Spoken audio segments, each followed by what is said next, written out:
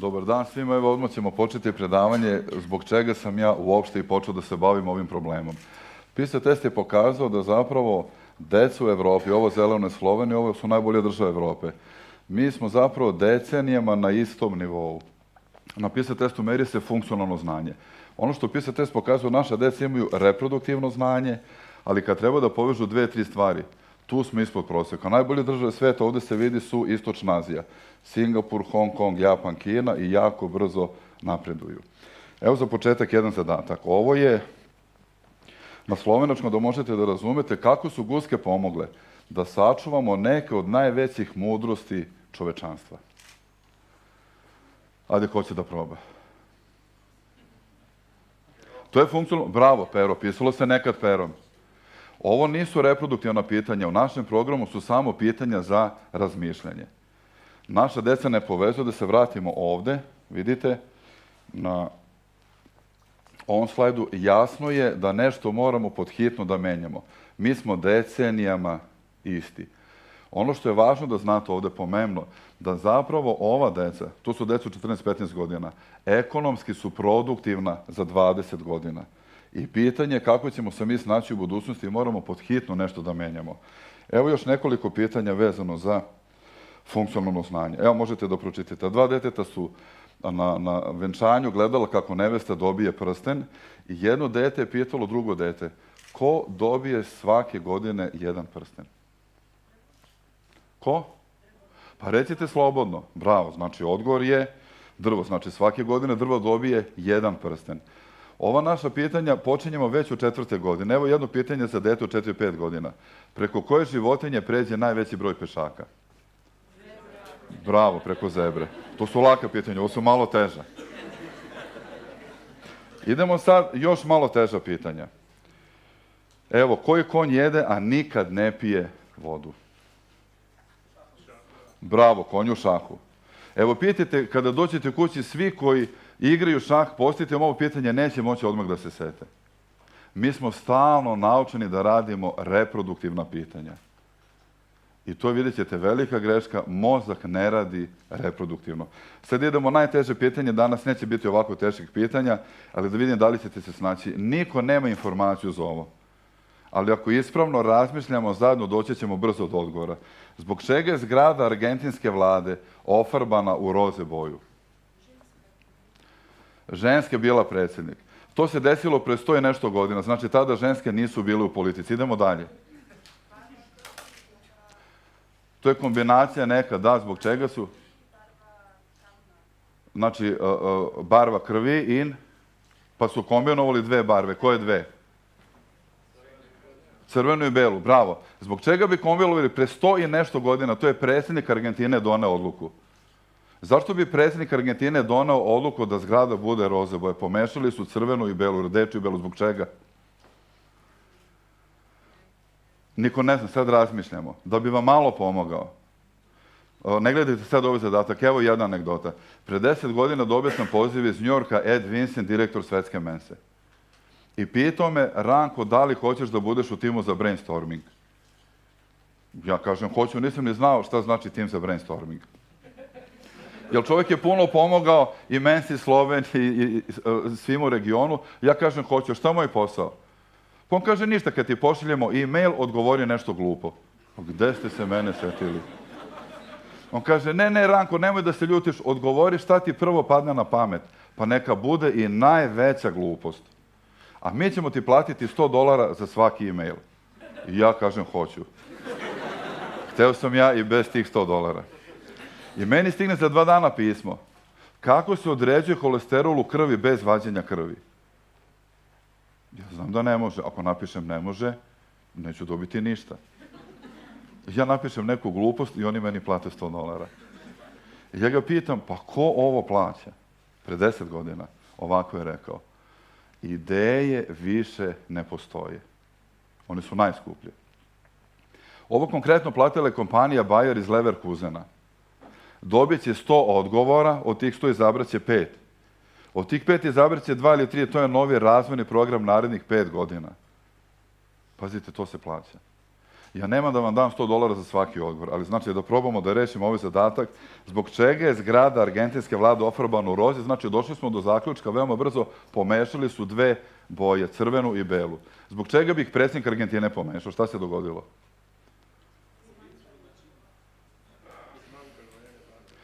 Nije moglo, to je bogata država, znači imali su oni crvenu i belu, ali zbog čega je pomešao? Indijanci, jedni su crveni indijanci, drugi su belci. Nije to ali jako dobro razmišljanje. Znači, pomešuje simbola, dva simbola, čega simbola? Ko živi u zgradi parlamenta? A ko tamo radi? Niko. Ovo je najbolji odgovor koji sam čuo da tamo niko ne radi. Da se ne ljute Argentina na nas, tamo znači žive političari. Pa kakve veze sad imamo crvena i bela barva i političari? Pa dve stranke svađali su se, bila je nova zgrada. Jedni su hteli crveno, drugi su hteli belo i predsjednik je rekao pomešajte pa kako ispadne. Vi ste ovu informaciju dobili kroz asocijacije i vi je pamtite. Da ste ovo pročitali u nekoj knjizi, za 2 dana, za 10 dana zaboravite. Informaciju na ovaj način pamtite, zapravo vi mislite da se igrate. Mi sa decom tako radimo u školama, oni se igraju zapravo i uče. Klasično reproduktivno pitanje u školi kako bi izgledalo? Pre koliko godina je predsjednik Argentine doneo odluku da zgrada bude roze boje.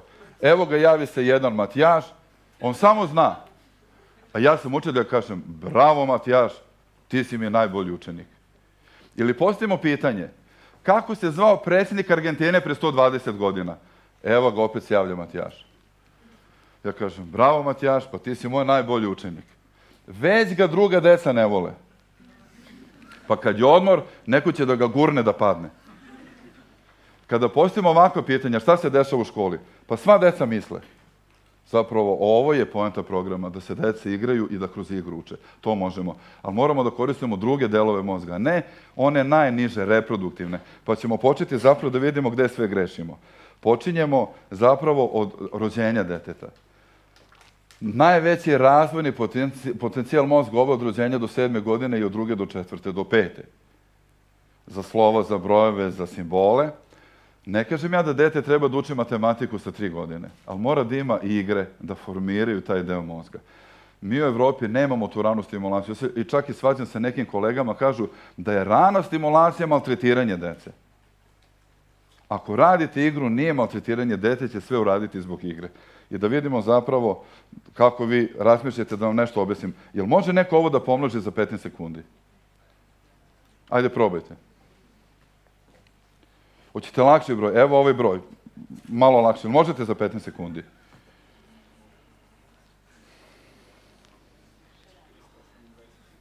I ne možete. I ono što se desi, brojevi nestanu. Mi nemamo strukture da to sačuvamo u glavi. A gledajte ovaj broj, koliko je ovo? To možete na pamet. To što možemo na pamet, možemo u sekundi. Ali kad moramo u mislima da uradimo nešto, ne možemo. A svako dete ima te strukture u svojoj glavi. Vi jako dobro znate dete od 3 ili 4 godine, kad mu čitate priču za laku noć. Ako preskočite jednu reč, ne, vrati vas nazad. Te strukture imali, ne koristi ih i one polako se gube, zato što mozak ništa ne čuva ako ne koristimo. Ako ne koristimo, to je znak mozgu da nije važno i mi to gubimo. Mozak troši 30% energije. I zato je važna ta rana stimulacija, da sačuvamo neke sposobnosti. Evo sad idemo prvi deo programa, razvoj mozga. Eksperiment je pokazao da inteligencija nije nasledna 100%. Nasledan je potencijal. To je kao neka flaša koju smo dobili od roditelja. A koliko vode je u flaši, to je inteligencija. Znači, neuroni su potencijal, a inteligencija zavisi evo od ovoga ovde. Ove eksperimente su bile dve potpuno iste grupe životinja. Vidite, grupa levo ima idealne uslove za život, temperatura, voda, hrana. Ova grupa desno ima uvek neki mali problem koji mora da reši. Da li je to lavirint ili neka prepreka, i to je veća potrošnja energije. Posle određenog vremena grupa desno bila inteligentnija, a genetski su potpuno iste grupe životinja.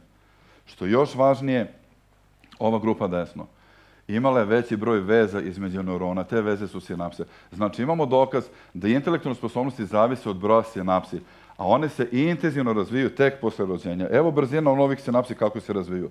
Do 5. godine 50%, do 7. godine vidite 75%, do 12. to je najveći period, najvažniji.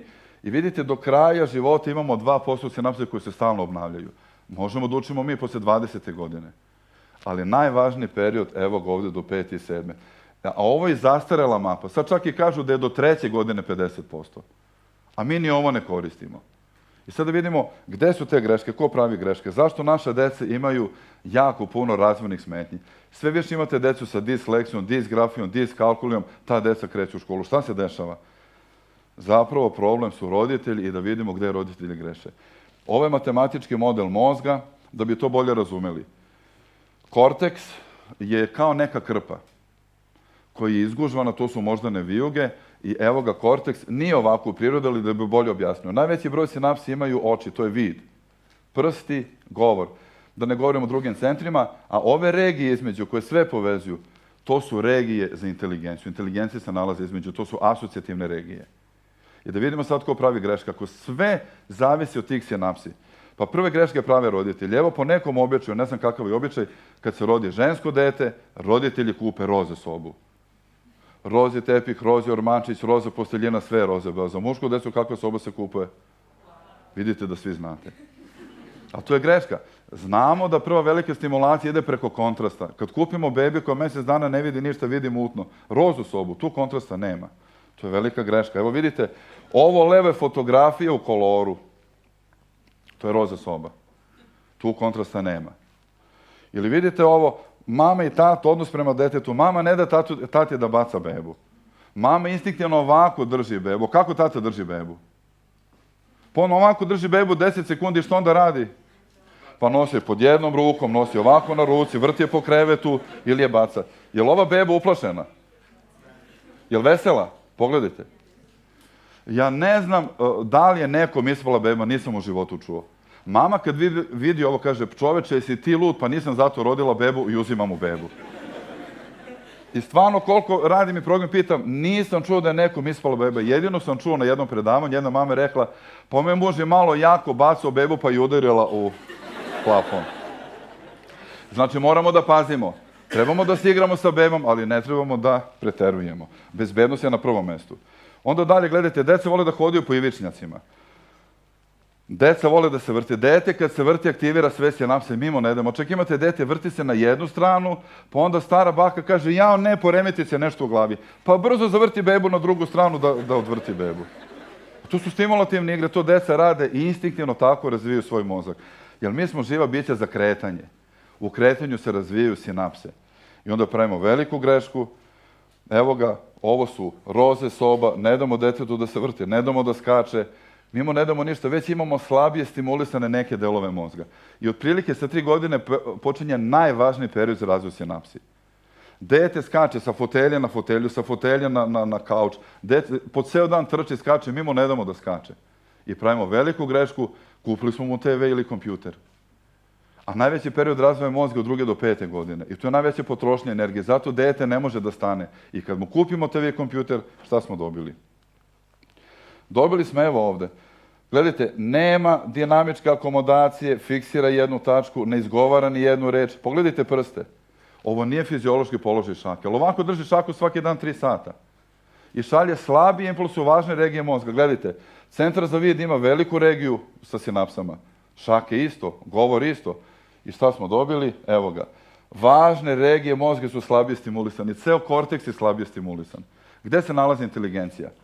U ovim zonama između, to su asocijativne zone. I gledajte sad, ako imamo manje sinapsi u jednoj regiji, nije problem.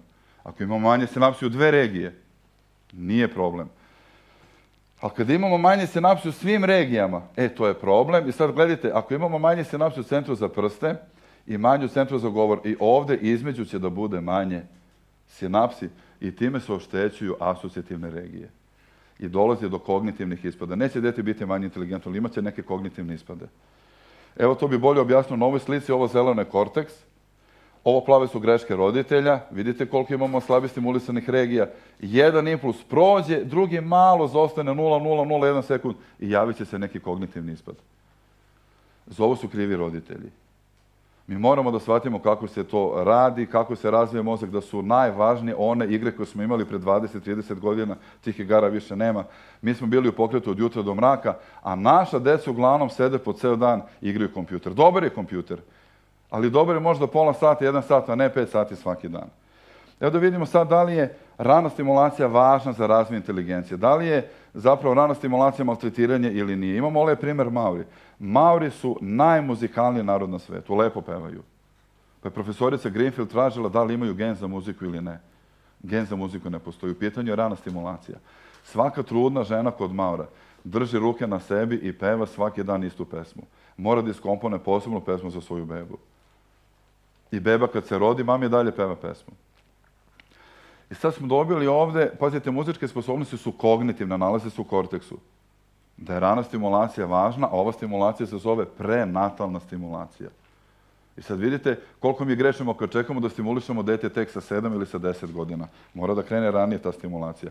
Eskimi su posebna priča, razlikuju nekoliko nijansi bele boje. Ako to ne mogu da razlikuju, ne mogu da prežive. Ali ako se Eskim rodi ovde u Sloveniji, neće razlikovati ni jednu. Znači, on ima tu genetsku sposobnost, prirodnom selekcijom su došli do nje, ali ako nema stimulaciju, neće razviti. Zato se gleda genetika plus okruženje. Ne možemo gledati samo genetiku. I dolazimo do pitanja da li učenje reproduktivno ili asocijativno. Evo šema programa, ovo je taj prvi deo programa razvoj sinapsi. Drugi deo programa, učenje, može da bude reproduktivno, da ponovimo lekciju 5, 10, 20 puta. Ovo je najniži nivo učenja. Najprimitivnija živa bića uče reproduktivno. I ponovo nešto 50 puta i opet zaborave. Mi smo ipak malo savršeniji. I zbog čega mi učimo reproduktivno? Pa može mozak drugačije da uči. Mozak uči zapravo tek ovde. Prikuplja informacije, vid, miris, sluh i to povezuje preko asocijativnih regija. Rekli smo da se inteligencija nalazi u tim regijama asocijativnim. Ako učimo reproduktivno, mi to ne stimulišemo. I se desilo vama, čitate neku knjigu, učite i odjednom ne znate šta ste pročitali, vratite se nazad. Ili dođete na ispit, profesor vam postavi pitanja, a vi kažete, profesore, to je na 30. stranici gore, desno, drugi red. Ali teksta nigde nema. Mozak uči tek ovde. I kad mozak povezuje te asocijacije, to je funkcionalno znanje. Zapravo, funkcionalno znanje su paralelne asocijacije. Evo odmah da postavim pitanje, da bi vam to bilo jasnije. Šta imaju zajedničko William Shakespeare i morska sipa? Črnilo, tinto, tako je. Znači, lakše pitanje bi bilo što imaju zajedničko William Shakespeare i gušćije pero, ali mi smo napravili asocijaciju gušćeg pera Shakespeare i sad moramo paralelne asocijacije morska sipa, Shakespeare i to što je zajedničko, to je rešenje. To su zapravo paralelne asocijacije. Jel vama sad jasno? Ako mi budemo učili reproduktivno, mi nikad nećemo doći ovdje. A kad nismo ovdje, ne možemo imati funkcionalno znanje. Mi moramo podhitno da menjamo način učenja. I samo da vidite neke primjere kako bi to izgledalo u školi. Samo da vas podsjetim, ovo su zone za inteligenciju, asocijativne zone, imamo ih oko 30%. Njih moramo da aktiviramo u školi. Kad učimo reproduktivno, to je manje od 5% mozga. Asocijativno učenje je malo drugačije. Kad učite asocijativno, deca misle da se igraju. I za njih škola ponovo postaje igra, što je bila i osnovni da vidite pre 400 godina Jan Komenski kad je rekao škola je igra.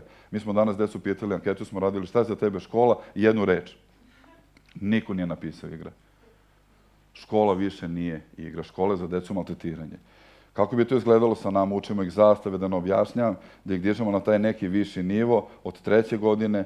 Ove grafikon zbog koga učimo i dalje reproduktivno, ovo se učilo. Ako nešto danas naučimo, znamo 80%, za 7 dana znamo manje od 10%.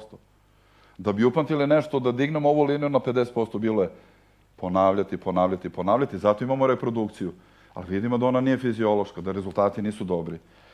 I onda koristimo termin, evo ga ovde, da povezujemo da reproduktivno učenje prebacujemo asocijativne zone, bolje se pamti. Evo neki primjeri.